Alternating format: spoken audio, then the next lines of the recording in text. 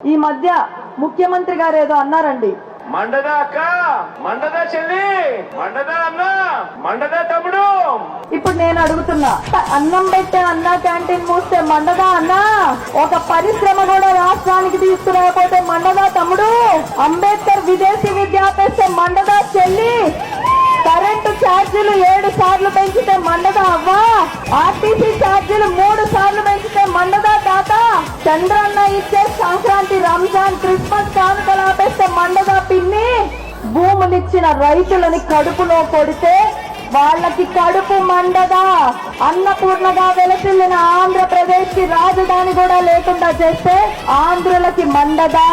రోజుకి 18 గంటలు మన రాష్ట్రం కోసం కష్టపడి ఇంతమంది యువత భవిష్యత్తు కోసం నిరంతరం తపన పడే నాయకుడు చంద్రబాబు నాయుడు గారిని 53 రోజులు అన్యాయంగా జైల్లో వేస్తే మాకు మండదా.